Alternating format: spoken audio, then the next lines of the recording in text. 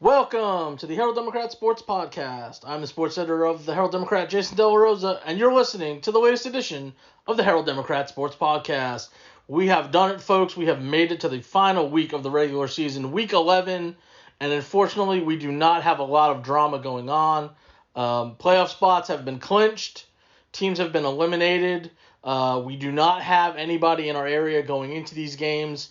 Winning in, losing, you're out. We do have some seeding, and we will talk about all the games from last week that locked us into some of these situations across these districts, and we will talk about what teams have to do to earn their seeding in the playoffs as we get ready for what hopefully will be an exciting playoff run for at least a couple of our teams once we get there next week. But we still have the final games for some people. We have some playoff warm-up games for people who are locked into their spots. And then, of course, there are a couple teams that still need to lock in and figure out what seed they're going to be to find out who their opponent will be. And a lot of those matchups are interesting because they're essentially against each other. So a lot of things to talk about. And we will do as we always do. We will work our way down from the top to the bottom. And, of course, we will start, as we do, in District 7-5A Division 1 with the Sherman Bearcats. They will be ending their season by hosting West Mesquite. West Mesquite comes in at 2-7 and 0-5. Sherman is 3-6 and 1-4. Both teams lost last week. West Mesquite lost 60-28 against first-place Highland Park, while Sherman lost 37-20 on the road against Tyler. And as we talked about last week, that was a must-win for the Bearcats if this game was going to mean anything. And, of course, they had to win potentially by any margin because McKinney North did end up beating Longview. So if Longview were to beat Tyler this week, all Sherman had to do was win this week against West Mesquite if they had won last week against just Tyler. And that did not happen. They fell behind 10-0 after the first quarter, and they were down 27-3 at halftime. It was a game, obviously, they're playing catch-up, and they went to the air to try to get most of that back, and there were mixed results there. Phoenix Grant threw the ball 59 times, was 18-59 for 211 yards, had 2 touchdowns.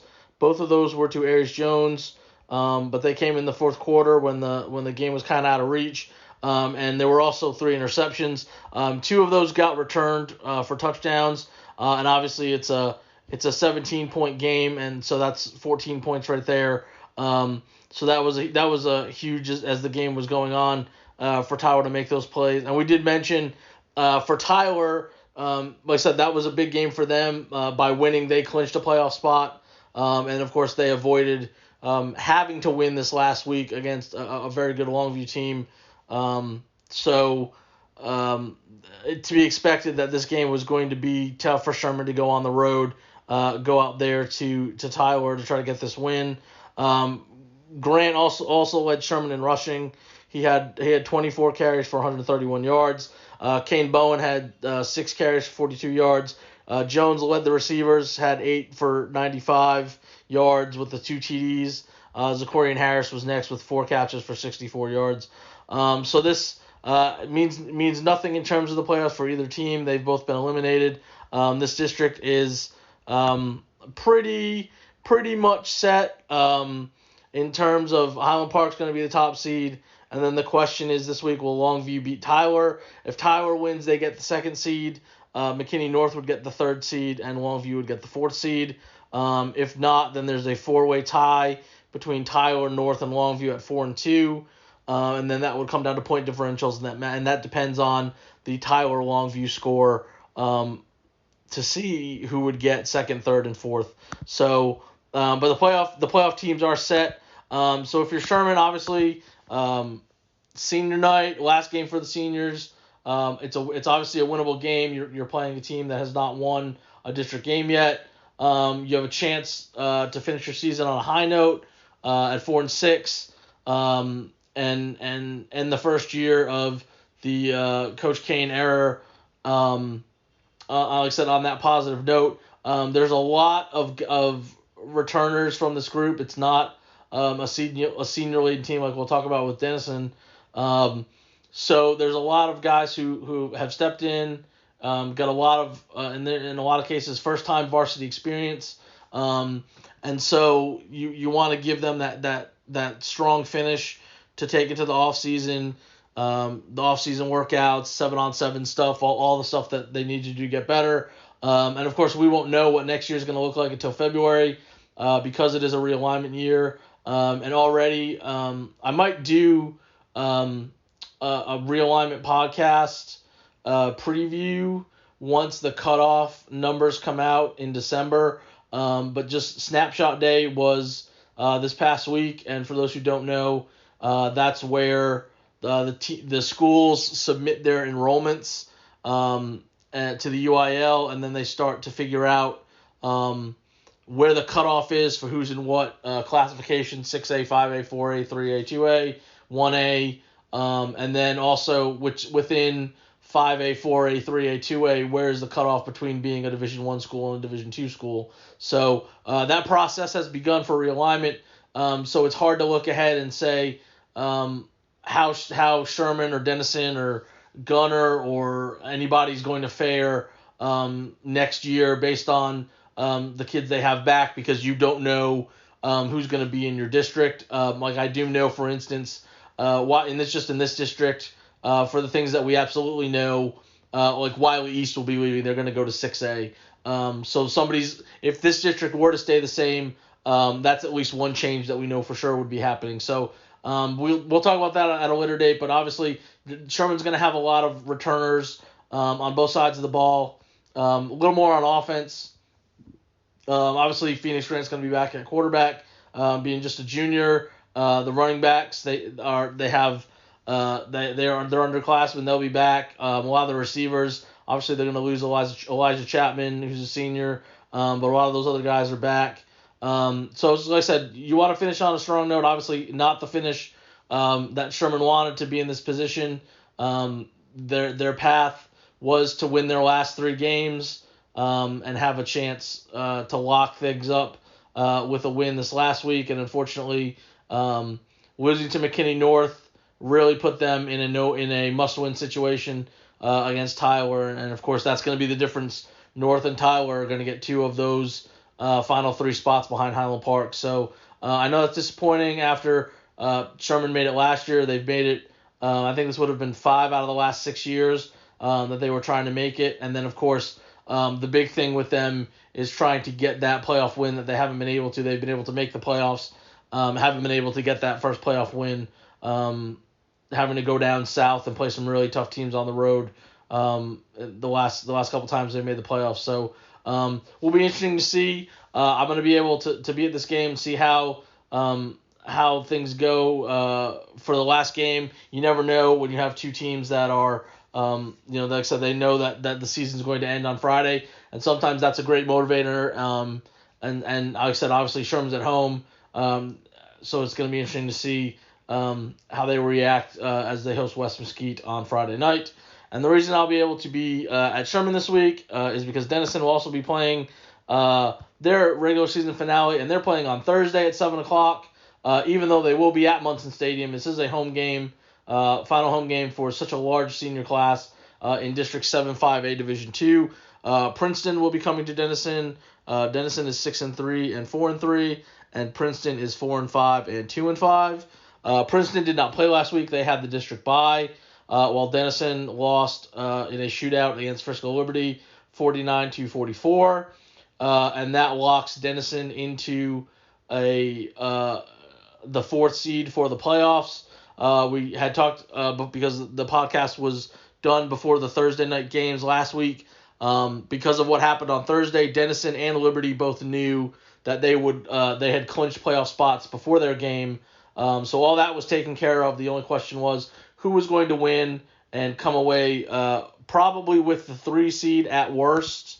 If Denison had won, that basically was going to be the outcome, assuming that they were to win against Princeton this week. Liberty was able to rally and pull out that game 49-44.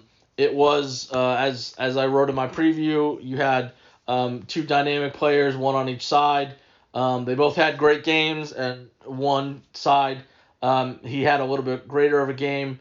Jadarian Price did lead Denison with 23 carries for 299 yards and 3 touchdowns. But Keldrick Luster, the quarterback for Frisco Liberty, he was 22 of 34 passing for 458 yards.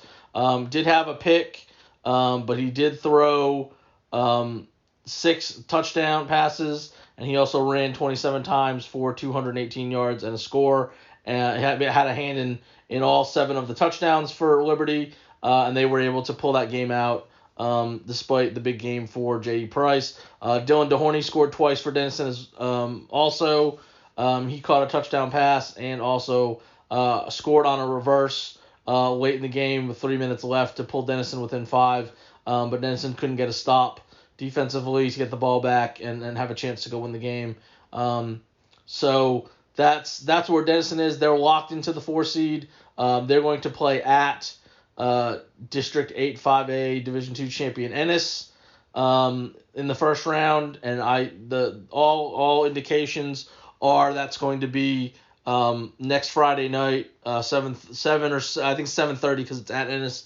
So they kind of control on the time, and that's the new setup with the 6A and the 5A level. If you are a top 2 seed, if you get first or second in your district, then you get to host a first round playoff game. So Denison was trying to get a better seed, so they would play a lesser team on the road. It was probably going to be Roy City, but instead they're going to face Ennis. And it just so happens that this week Ennis is ranked number 4 in the statewide rankings. So this will be the third opponent in the top 10 this year that Denison will have played. And of course Princeton, since Denison is the 4 seed and Liberty is at least the 3rd, they're going to try to force a 3-way tie for first place this week because they play Lovejoy. Princeton has been eliminated. So that's going to be interesting for Denison for a couple of reasons. One of them being because last year Denison went down to Princeton and won this game 55-0 after they were locked. They had locked everything up. Princeton had been eliminated, and so I don't know if you will see something like that again, or if you will see some good fight from Princeton. Princeton's been very up and down. They've had some games where they've kind of stayed with some people and some other games where they haven't, and they're coming off a bye, for whatever that means. So we'll see what happens. I think obviously the biggest thing with Denison, I think they want to win. They want to play well. I know they're obviously not happy with how last week went, and you definitely don't want to go into the playoffs on a 2-game losing streak and not playing well against a team that you should probably beat. Of course, you also have to balance this game does not mean anything, and you have a playoff game next week that you're going to get ready for. So how do you balance playing time for a lot of these guys and also try to get the win? So I think that's going to be one of the things to watch in this game. How long and if you are able to get up like they were last year, you can turn to the backups, maybe for an entire quarter, maybe the entire half if you're lucky to have a big first half and get some guys out of there. I don't think you would see the starters unless it was absolutely necessary, and then even then I don't know because, like I said, it's more important to have guys healthy and ready for next week than get hurt in a game that in the long run doesn't mean anything. If it meant something, obviously, face a better opponent, make the playoffs, something like that, I think obviously you'd play it as normal as possible. But I think this is a situation where that's the one thing to watch for Denison, and then of course how's Princeton going to react? They've known basically for a couple weeks this game wasn't going to mean anything for them. They're 2-5 in district, so they knew that this was probably a game after they lost a couple weeks ago that this game wasn't going to be for anything. And it's on a Thursday, which is interesting. That's something Coach Whitson wanted to do, to have an extra day of preparation, no matter who they were facing in the first round, to play on a Thursday and play early. I don't even know if I can look. I'm going to try to dig it up. I don't know the last time that Denison played on a Thursday at home Obviously being in this district with some Frisco schools, Prosper, Rock Hill, some team, in the past playing with Denton schools, where you have to share stadiums. Sometimes Fridays are not available. That Denison has played on Thursdays on the road, but I've never known that. I don't think I've ever covered. In fact, I know I've never covered a Thursday game on the schedule for Denison at Munson Stadium.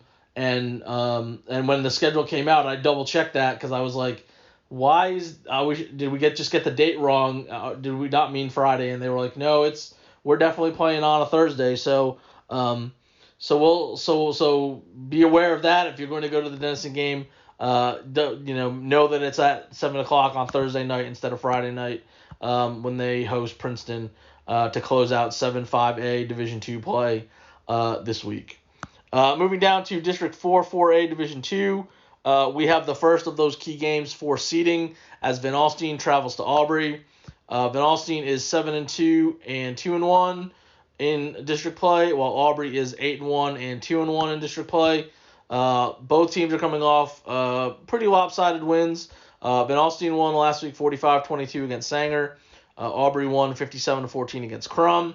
We talked last week that those games were big for both of these teams because it sets up this game where the winner is guaranteed to get the second seed for the playoffs against Salina, behind Salina, and the loser will get the third seed ahead of Sanger, who is locked into the 4th seed. And of course, that's why last week's game was big for Van Alstyne. By beating Sanger, they were guaranteed to avoid 4th place.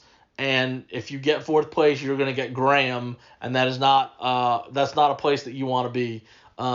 So the matchup in that district is still up for grabs because the bottom part of that district is still based on the outcomes of this week.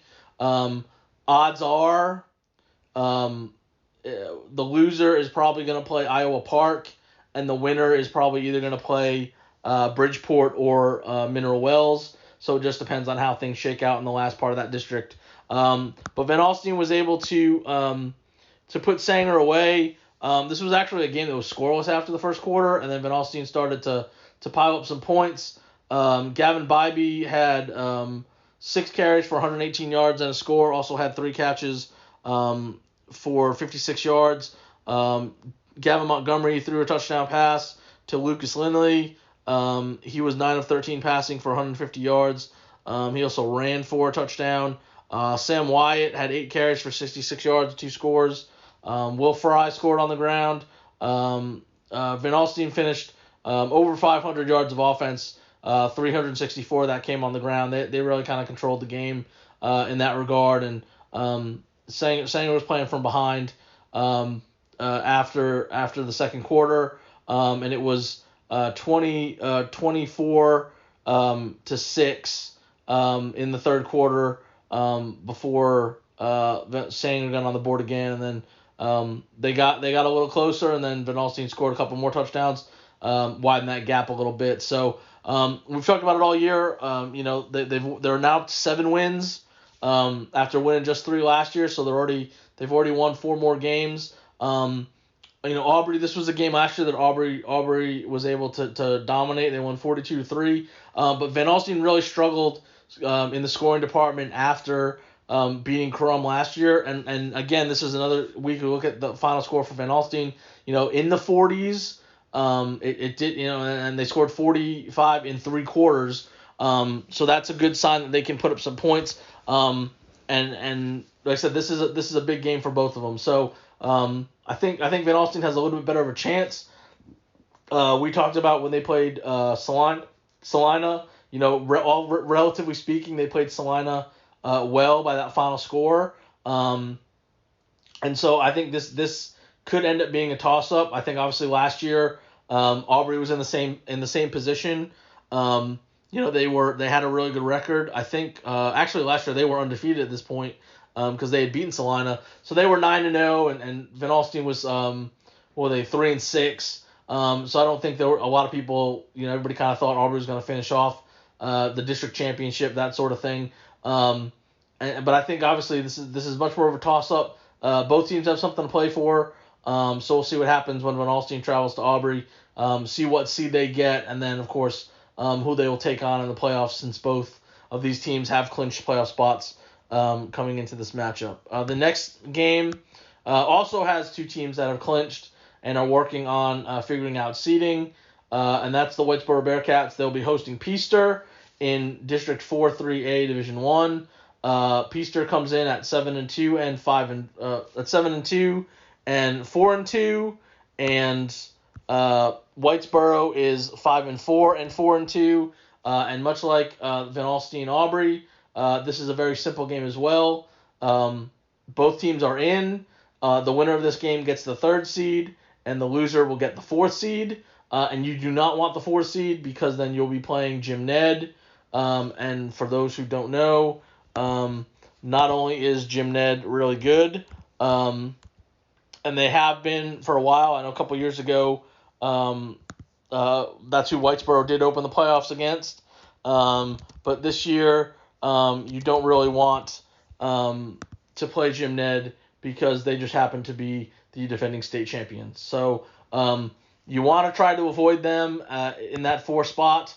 And this is your only way to do it. You got to win this game. Both teams, I'm sure both coaches, the kids may not know, but both coaching staffs know what this game means. Whitesboro had to win last week, but they were able to clinch last week with a 35-28 victory against Paradise. Otherwise, this was a game this week that was going to be a little bit messy for them. They were going to have to win, potentially win by a certain amount, force a 3-way tie, and then potentially you could still get left out because of a coin flip or something like that. So Whitesboro was able to take care of business at home last week against Paradise. Mac Harper, 8 of 14 passing for 105 yards and a touchdown, also ran 12 times for 60 yards and a score. Jacob Smith, 2 touchdown runs. He had 6 carries for 46 yards. Sean Shares had a rushing touchdown and also caught a touchdown. He had 2 catches for 47 yards and the touchdown there. And Whitesboro was able to hold off Paradise in that game. Did exactly what they needed to do to make sure that this game was going to just mean seeding. Peaster, young program. They started just a couple years ago. They did not make the playoffs last year, but they obviously this is obviously their best season. They're in the playoffs for the first time. I'm sure they're excited. I'm sure their coaches are telling them, hey, let's go down there and lock in the 3rd seed. Brock and Pilot Point will be playing for 1st and 2nd. I think everybody assumes Brock is going to win, since they're a top 3 team in the state in the rankings. And they're undefeated. Obviously, Pilot Point has lost a couple games along the way, but they're both 6-0. So that's that. So it's real simple in this district. The Brock Pilot Point matchup is winner gets 1, loser gets 2, and this game, Peaster at Whitesboro, winner gets 3, loser gets 4. And that's as clear, that's as cut and dry as you can have in a lot of districts. And so it's pretty obvious, it's pretty easy to keep track of who's going to go where when it comes to playoffs. So we'll see if Whitesboro can do it again for the 2nd week in a row. Obviously, they're back in the playoffs after losing out on that tiebreaker to Paradise last year. And we will see what happens. I know Whitesboro won this game 42-6 last year. I think it's a little bit of a different Peaster team. I think it's going to be close.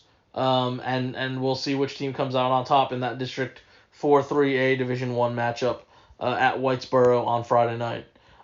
Jumping over to District 5-3A Division 1.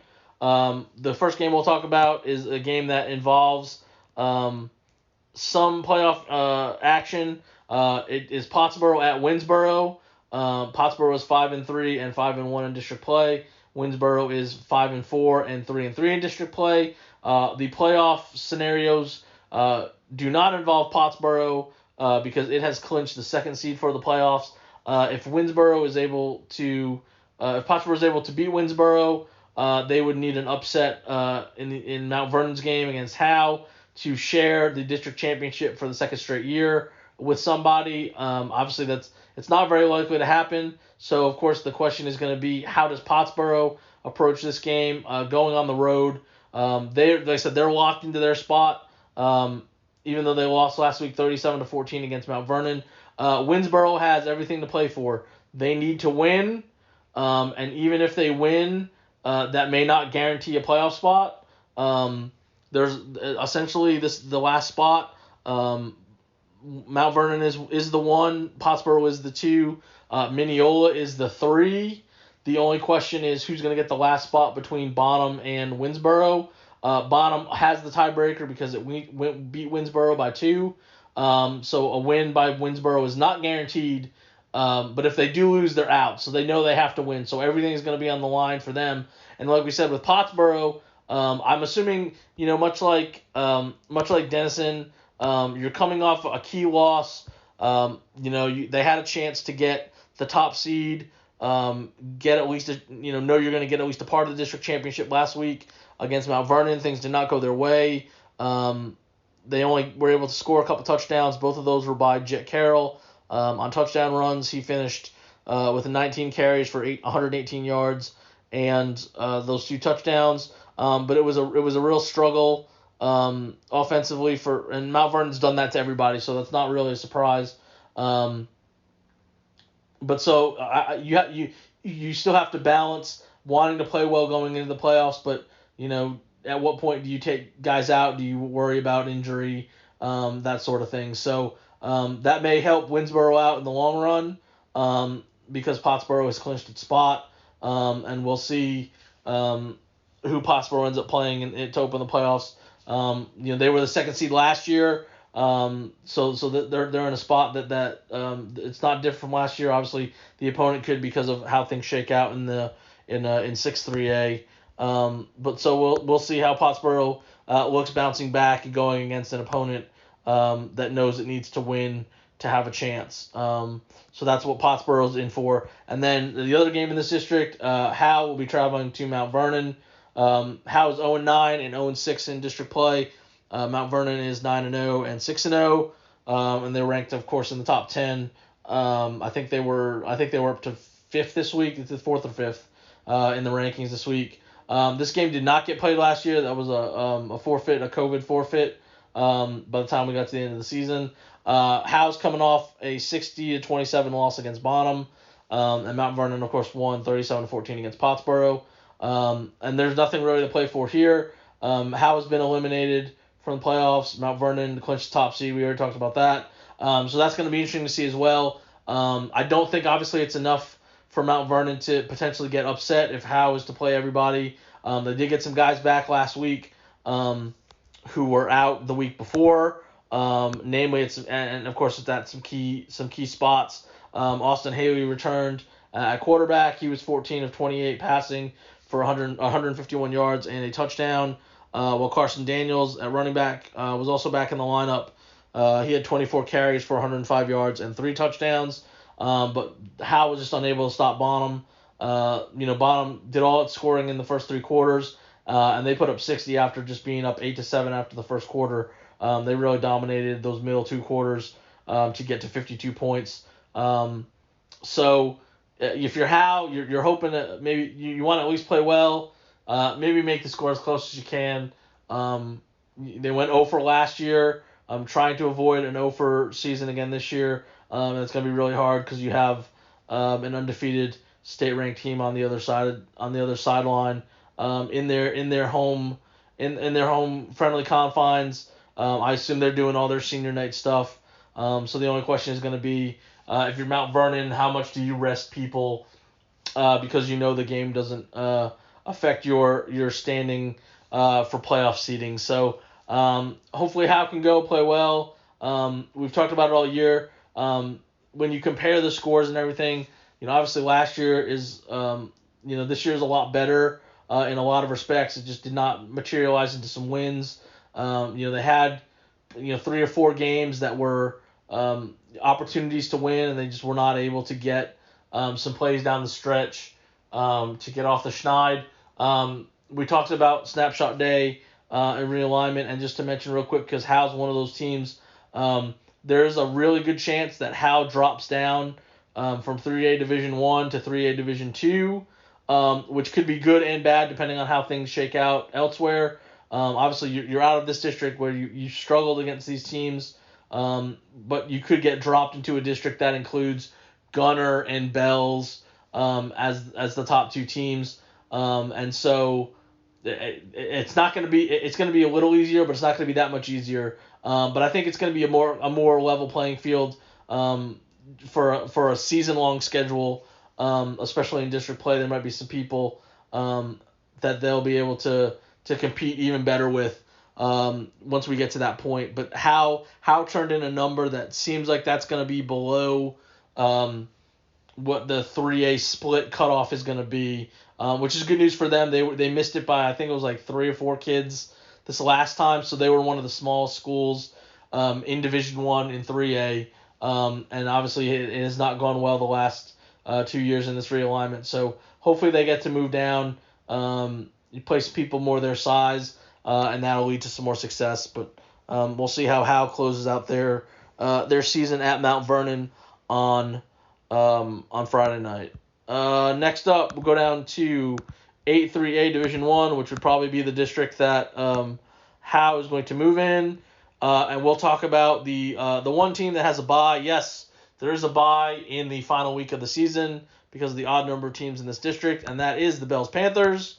They ended their regular season with a 57-12 victory against Whitewright last week.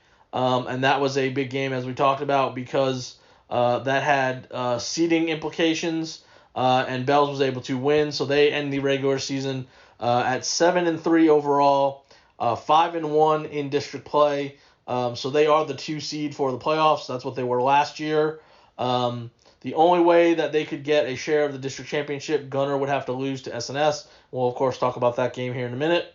But it looks like that's even if that were to happen, Bells is the number 2 seed, and they're just waiting to figure out who they're going to play for the playoffs. But last week, so there was a chance that if Whitewright had won that game, that they would have the upper hand for the 2 seed going into their matchup this week. But Bells took care of business. Even though we mentioned the bottom Howe game was close after a quarter, so was this game. Bells was only up 8-6, and then in the middle 2 quarters, they really broke things open. They scored 3 touchdowns in the second quarter, and then 3 more in the third to get up to a wide margin to put this game away. They didn't throw a pass. They ran 40 times, and they gained over 400 yards on the ground. And it's the usual suspects. Bo Baker, 10 carries for 111 yards and a touchdown. Spencer Hines had 10 carries for 104 yards. He actually scored 3 touchdowns. Hayden Allen had 3 carries for 77 yards and a touchdown. Blake Rowland, 5 carries for 65 yards and a touchdown. Brock Baker added a touchdown run. So yeah, I hate to say, typically standard fare for Bells. They've had some guys banged up, some guys in and out of the lineup. So maybe for them the bye's coming at the right time, and they'll use that well to have 2 weeks off before going into the playoffs as the second place team out of 8-3A Division II. The teams that are playing this week, the biggest game is not the all-local matchup. The biggest game is Whitewright hosting Leonard for a couple of reasons. The biggest, of course, is playoff seeding. Leonard comes in at 6-2 and 3-2, while Whitewright comes in at 4-5 and 3-2. So they are currently tied for third place. And again, this is as straightforward as you can get. Both teams are in the playoffs. The winner gets the 3rd seed. The loser gets the 4th seed. Leonard was the 4th seed last year because this game did not get played because of COVID-19. Whitewright had to forfeit, and that sent Leonard to the playoffs. Last year's game was going to be the winner gets in and the loser gets out. Whitewright was able to win their game against SNS. Essentially turned out to be an elimination game, and so they've clinched. Leonard is clinched, and now we're just going to see who gets 3rd place and who gets 4th place. Leonard's coming off the win against SNS. That helped Whitewright clinch their spot, 56-14. And like we mentioned, even though White lost 57-12 against Bells, they were still able to clinch their playoff spot. Colby Jones led White in that game, 16 carries, 65 yards, and a touchdown. Caleb Canamar had a touchdown catch from Caden Caraway. Maverick Sartain had a couple catches for 62 yards. Not a whole lot of offense in that one. Obviously, Bells is really good. And this is going to be an interesting matchup as well. I know everybody wishes that game would have been played last year. I know White does, just because it meant, at least if they would have lost, they would have lost on the field. And of course, the Leonard White rivalry is a pretty good one. They've played almost 70 times. So it's one of the longer standing rivalries in the area. And they just weren't able to play last year because of the COVID. So I know everyone's probably excited on both sides to be able to play this game this year, and it's got something to play for. It's not as dramatic as last year, but it still means something for both sides, and that's all you can ask for. And then the other game in this district is the all-local matchup. District champion Gunner is going to SNS. Gunner's 9-0, 5-0 in district play, and SNS is 2-7 and 2-3 in district play. Gunner won last week, 77-15 against Lone Oak, and SNS lost 56-14 against Leonard. So to recap that for SNS, like we said, it turned out, because of how things played out with Bells and Whitewright, they needed to win to stay in the mix. They would not have clinched because there could have been a potential for a three-way tie. But they would have stayed alive, and unfortunately, they're going to get left out of the playoffs after making it last year as the 3 seed. In this game, Coda Richardson did throw for 207 yards and a couple of touchdowns. He threw one to Colton Corville and one to Hunter Blansett, but he did have 3 interceptions. He also ran 20 times for 74 yards to lead the Rams on the ground. Corville was the leading receiver. He had 9 catches for 159 yards in that one. So, unfortunately, I don't know how much better things are going to be for SNS because Gunner is just rolling along. Again, there could be a situation. Gunner's kind of like Bells. They've had guys in and out of the lineup. Obviously, it has not affected them because they just continue to blast people. This last week was no exception, winning 77-15. It's their best offensive performance points wise since 1987 when they won 81-0.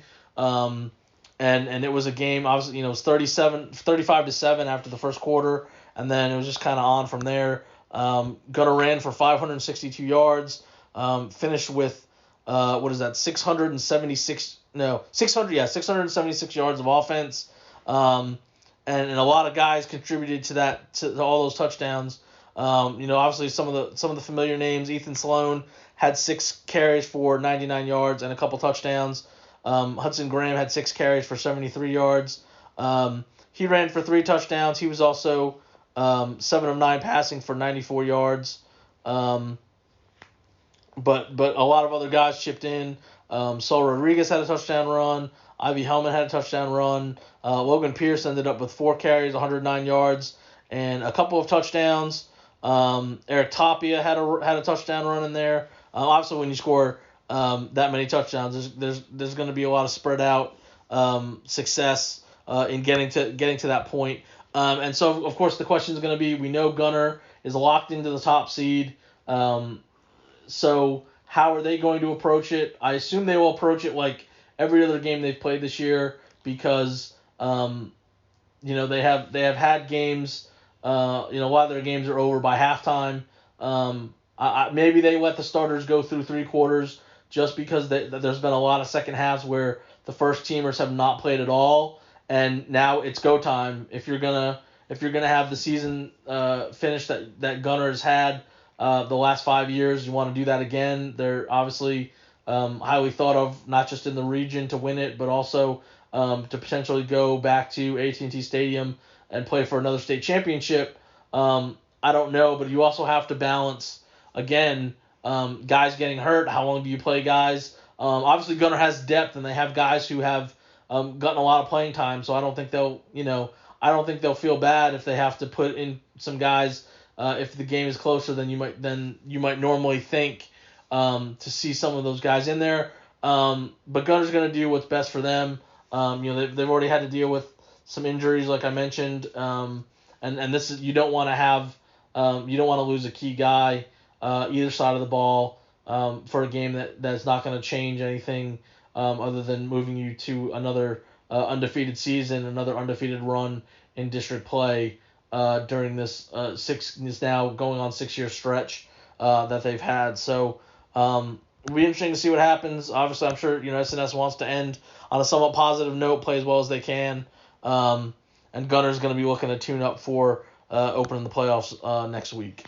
Moving down to 5-2A Division 1.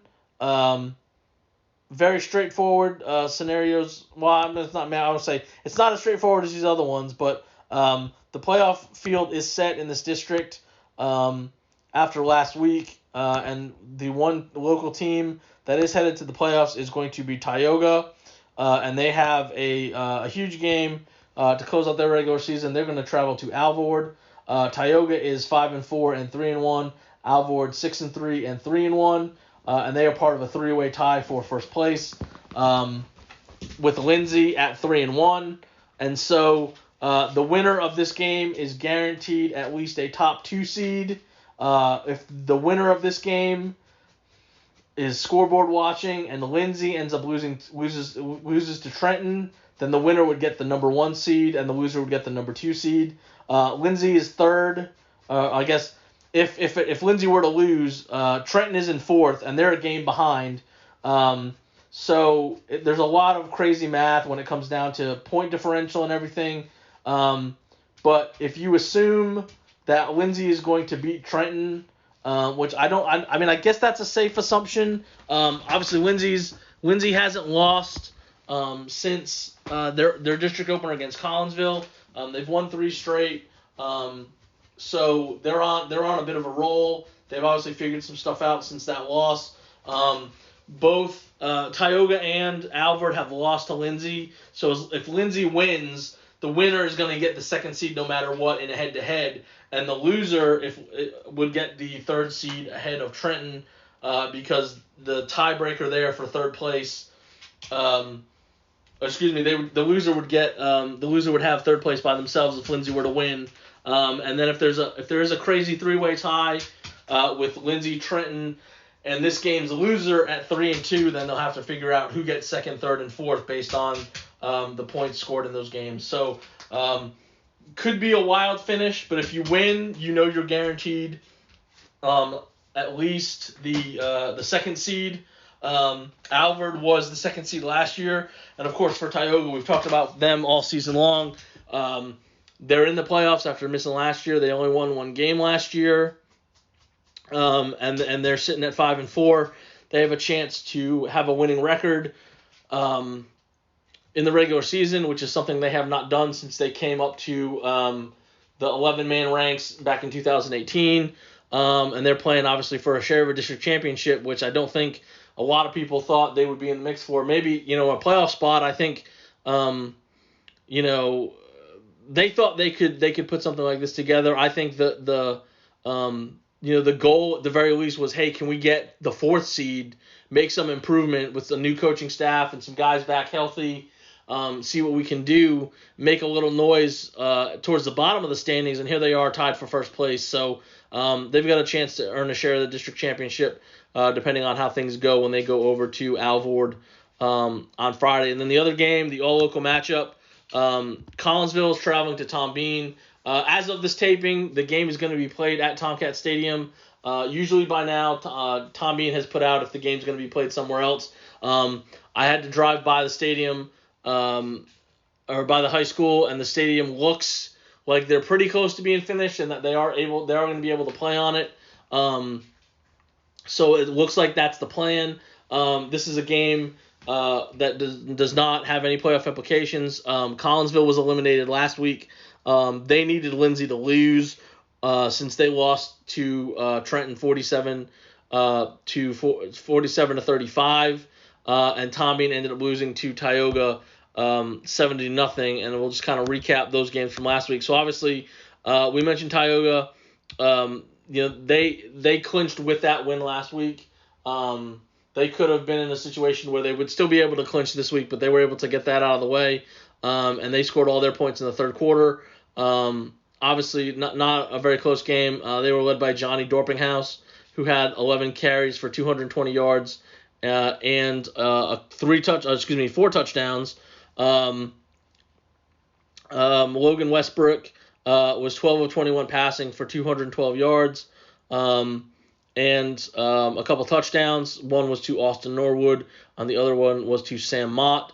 Caden Brennan had a fumble return for a score. It seems like just about every other week he gets one of those. Tanner Yant and Jeremiah DeLeon also added touchdown runs. Westbrook also scored, even though he didn't have a big game on the ground like he normally does. But it wasn't really needed. It was 28-0 after the first quarter, and it was kind of cruise control there for Tioga. Tom Bean, again, they struggled. Another shutout. I know it's not the way the Tomcats wanted the season to go. I know they wanted to be in the mix again, at least for that final playoff spot, and they're trying to avoid a winless season. And I don't know how well that's going to go, because I know Collinsville is probably not happy with how things went last week. Tom Bean's 0-8 and 0-4, and they struggled last week. They didn't even get to 100 yards of offense. They had 6 turnovers, 5 of those on fumbles. So hopefully, like I said, get a little positive momentum, maybe something to feel good about going into the offseason. And then, of course, we'll see how realignment affects them. I think there are some changes coming to this district when it comes to realignment, and one of those is going to involve Collinsville because it looks like they're going to move down to Division II. So that may open some stuff up in this district for some new blood, maybe move some people around. And Collinsville, like we said, they had to win last week to stay in the mix because of that Lindsay win over Alvord. And they lost the shootout 47-35. A lot of their action through the air. Logan Jenkins, 20 of 33 passing, 255 yards. Did have 3 touchdown passes, but also had 2 interceptions. One of those did get returned for a touchdown. He also was the leading rusher for Collinsville with 16 carries for 127 yards and 2 scores there. They just weren't able to keep pace with Trenton, who did a lot of its damage on the ground. And, of course, we mentioned Trenton clinched the playoff spot with that win. So they were obviously – you had both teams playing for a lot in that one because of what was at stake. And that was going to set up things for Trenton to have a big game against Lindsay this week. So I know it's disappointing for Collinsville. They played well down the stretch last year to get into the playoffs. Weren't able to do that this year, and I'm sure they're going to want to finish on a high note. They had one senior on varsity. They're a really young group, and I think the future is definitely bright for them. And like I said, moving down, which is all but expected for them next year. I think it's going to go a long way the next 2 years because they play a lot of juniors, sophomores, and freshmen. It's a really good mix of them in that group. And the last team on the schedule, down in TAPS, 6-man, Division III, District 2, Texoma Christian will end its season at Irving Faustina. TCS is 1-8 and 1-3 overall. Irving Faustina is 8-1 and 3-1 in the district standings. TCS is coming off a win. They won their first game last week, 52-6 against Dallas Fairhill, and Faustina actually is coming off a loss, 54-8 against Covenant Classical. That decided the first 2 spots in the standings. Covenant Classical is the district champ. And Faustina is going to finish second. They're locked into second place, and TCS was eliminated from the playoffs already, but they were able to get a little positive action last week against Fairhill. Hayden Turner had 7 carries for 104 yards and a couple of touchdown runs. He also was 9 of 14 passing for 70 yards and threw 3 touchdown passes. Clay Whitson caught 2 of those passes. He also had a touchdown run and also had an interception return for a score. Christian Garcia got in on the action with a defensive touchdown, returning a fumble for a score. And like I said, obviously positive, good feeling for a TCS group that has struggled. They were able to get a win. I don't know how things are going to go this last game. But Irving, like I said, Irving Faustine is another team. They're locked into second place. How much do you want to risk? Obviously, you don't have a lot of depth. You may not be able to rest people because it is 6-man. I can't imagine that they have a very large roster. But at the very least, Texoma Christian was able to get a win last week. Maybe play well considering the opponent this week and carry that into the offseason as well for Texoma Christian. So that's where we are. The playoff field is set. The seeding is not.